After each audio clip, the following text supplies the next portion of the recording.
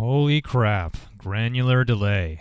What's up? My name is Playgue, and we're talking about every single effect on this device.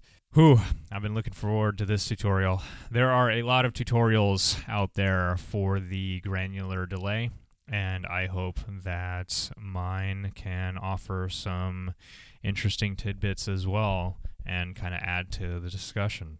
So Granular Delay is available on Input Effects C and Track Effects C. Unfortunately, we can't pair this up with like half of the effects on this device, but we can with Track Effects after the fact. Before we start talking about the parameters, let's talk about what the Granular Delay is. It is a delay, yes, but it is slightly different. So it does delay. But basically what it does is it takes a small sample of the input sound, or grains of the sound, and repeats them, similar to a roll on a DJ deck, for example. So it's a combination of a delay and a roll at the same time. And there's a lot of different GranDels out there, but we're going to be talking about the one that is on the MK1 and the MK2. Let's talk about the parameters that we got for the Granular Delay. We have three. We have time, we have feedback, and we have effect level. Let's talk about time. Time is the time in between repeats. However, it is more useful to think of time as note instead. Outside of the much higher values, anything below 80 is something that we can make useful and turn into notes. The bigger the number, the lower the note. The smaller the number, the higher the note. So this is what is controlled by the knob, which, thank God, this is controlled by the knob. We can do things like assigns and all kinds of crazy stuff with this. Bless up for that. Feedback. This functions in the same way as other delays and feedbacks. So it will feed the signal back into itself. This value determines how many times it will do that for. This will make the fade out time for each note longer, as well as remain loud for longer.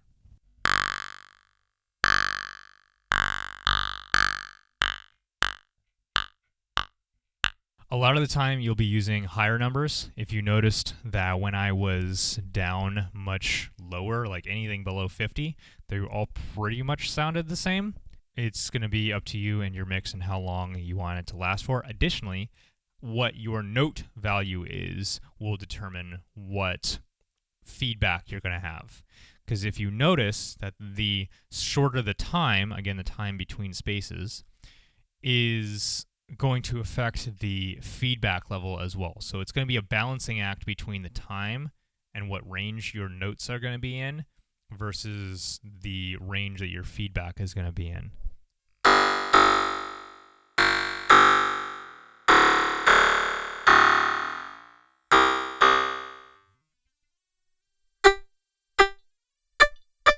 Lower values produce less delay, so the repetitions end up being less. So you need to use a higher feedback for lower time values. Last note on feedback is if you have feedback of 100, that means the note will go on forever. And we can stop that by reducing the feedback down to literally anything but 100, or we can just turn off the granular delay and turn it back on to the granular delay. Those are two ways to stop it. Lastly, we have effect level. Effect level is the volume knob for this effect. Most of the time, I will have this on 100, and then I will reduce it from there. Because we have no EQing options, this is the best we got within the effect. Outside of actual EQing your granular delay itself, I will have the effect level on maximum, and then I will adjust according to either my mix or the sounds that I'm trying to create, because it will depend on what input sound that you're putting into the device. Let's get into the juicy stuff, the stuff you came here for, the making music with the granular delay. So you can make notes. And notes are much more exact on the granular delay than they are with the panning delay and the delay notes, because these aren't exact values. If you want to know more about that, you can watch the panning delay and delay tutorials. But as far as the granular delay goes, the notes are actually exact for most of them. Times 1 through 8 and 10 are still a little bit off, but outside of those like basically single digit notes all the way up to about 80, you'll get an actual note sound. I made one of my helpful Playgue charts to help you determine what time you should have for what note you need. So for example, if you want an E note, you just go down to E on the notes, and then you can use any one of those values. They will all be an E note. And if you want to be even more precise, you can add a filter on top, and then you can have your cutoff at whatever you feel comfortable at. And then we could do any sound that we want, just like with the other delays, and it'll turn that into a bass line. But if we put a filter over it,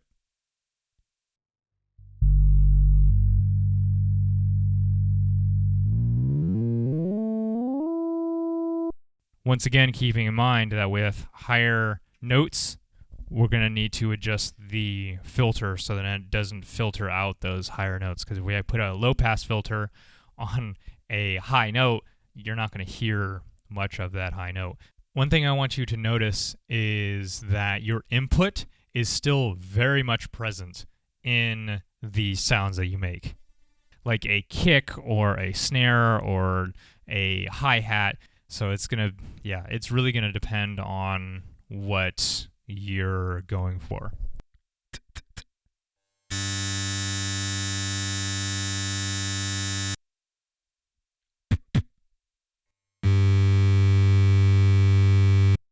Notice how the kick was much lower, there's more bass in there, and the hi-hat, there's less bass in there. So it's gonna depend on what your input sound is, for sure. Also notice that when I was recording, I had the effect on, and then when I didn't want to record the feedback coming from my speakers that are right here, I turned the effect off, which prevents it from adding to that or changing the note. Shorter notes sound better with the granular delay. You can absolutely use the granular delay and make longer notes with it. You can even put it on part of your vocals. But I will say that in my experience, shorter sounds will sound better with the granular delay. Things like kicks, snares, hi-hats, guitar plucks, short piano hits without sustain, etc. Let's talk about feedback a little bit more. Notes on having a feedback of 100 specifically. Normally, with delays, it can sustain for quite a while, and it can tolerate a lot of movement. What I mean by this is that it's obviously going to sustain forever, but when I do an input and I change the value of the time, aka our note, it can remain palatable for longer periods of time. So I'll give you an example here with just some random bull crap.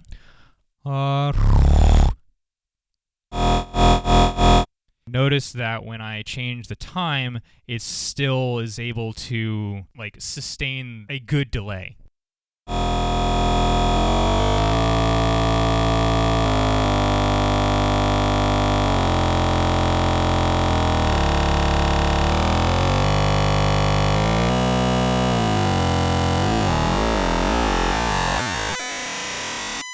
Until we get down to very, very low notes, but that's just because it's literally erasing everything to a millisecond. And that works with both the delay and panning delay. However, with the granular delay, it doesn't tolerate moving notes as much, especially when you go from low notes to high notes or jump far in notes very quickly. So if you're using a sines. So I'll do the same thing. I will put the feedback at 100 and I'll just have some notes up here.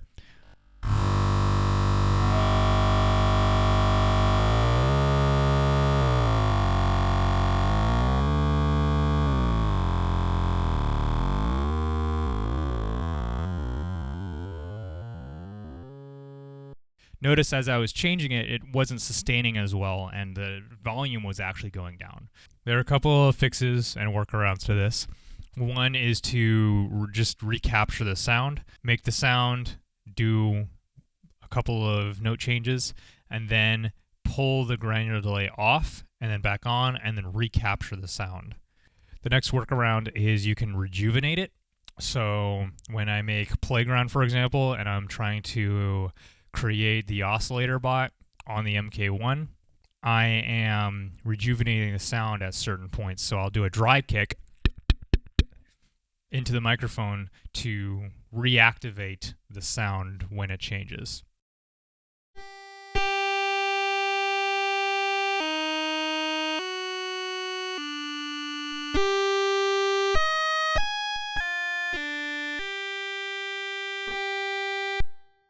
Next, let's talk about EQing. EQing this effect is essential to how the sound will come out. Thinking about what sound you will use to activate it, as well as how that sound will be EQ'd. So, for example, if you want something that has more bass to it, maybe think about doing a more bassy sound, like a kick, as the activating trigger sound. Here's how EQing can make a sound different. I'm going to do the same input sound. It's going to be a humming kick, and it's going to have the same parameters for the granular delay, but I'm going to use two different EQs.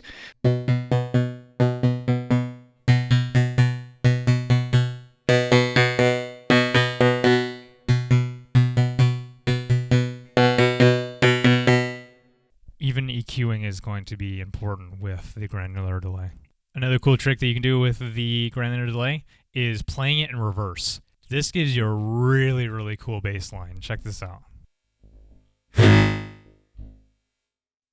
So that's it. I just blow into the mic, and now we have this playing in reverse, which sounds like this. And we can add a kick on top of that, of course. And now we have this.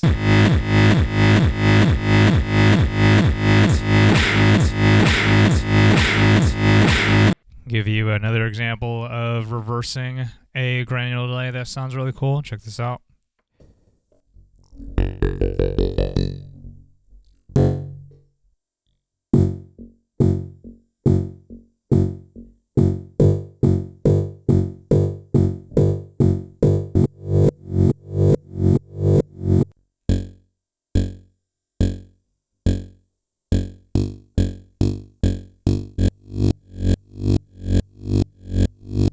That should also give you an example of changing it, even though I have the same EQ, changing the input sound, even though, again, they're both kicks. They're different kinds of kicks, and the result, and two different feeling and sounding effects at the end. This is kind of a quick tip. The granular delay is a great way to sound like a guitar. Of course, the classic example of this is Move With It.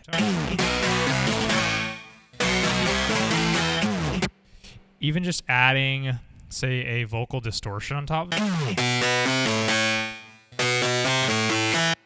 And last tip is this sound can be annoying at higher pitches, plus having a feedback of 100.